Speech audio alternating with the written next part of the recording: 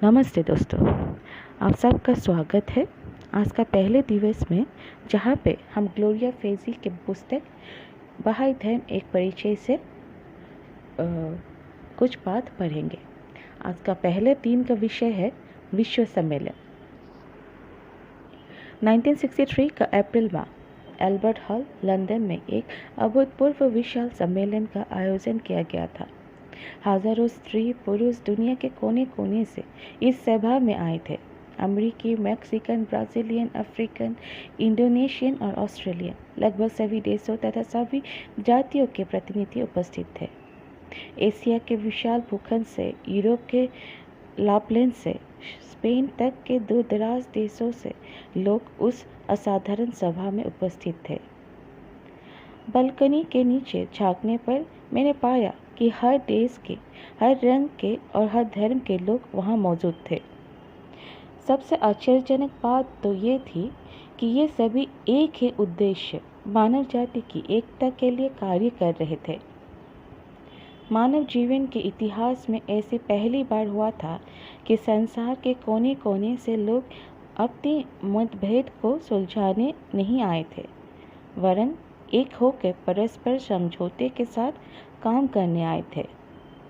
ये एक स्वप्न सदृश दृश्य था, एक चमत्कार था। क्या सभी देश सचमुच एक साथ हो सकते हैं?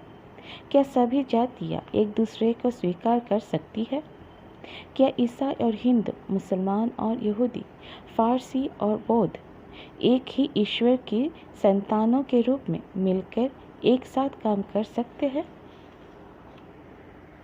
परंतु ये स्वप्न सत्य नहीं था, यह चमत्कार ही हुआ था। 1963 के अप्रैल माह में लंदन के एल्बर्ट हॉल में एकत्रित इन लोगों ने सिद्ध कर दिया था कि एक नए युग का उदय हो गया है और इंसानों का परस्पर भाईचारे का अब एक वास्तविकता है। सभा के अधिवेशनों के अंतराल में मैं हजारों स्त्री पुरुषों से मिली और मैंने पाया कि वे समाज के सभी वर्गों से आए थे। इनमें से कुछ उच्च बौद्धिक स्तर के और प्रसिद्ध व्यक्ति थे, कुछ अंकल फ्रेड जैसे जो ऑस्ट्रेलिया की आदिम जातियों के प्रतिनिधि थे, तो कुछ अंकल एंड्रीज जैसा कोला जैसे दुर्गम बोलिविया की पहाड़ियों को पार कर आए साधारण व्यक्ति थे।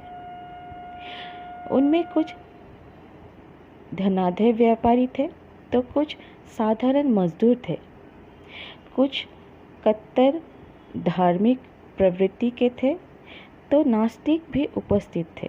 पर अब सब आकर एक विश्वास था, सबका एक रास्ता था जिसमें उनको अपने आदर्श को व्यवहार में लाना था।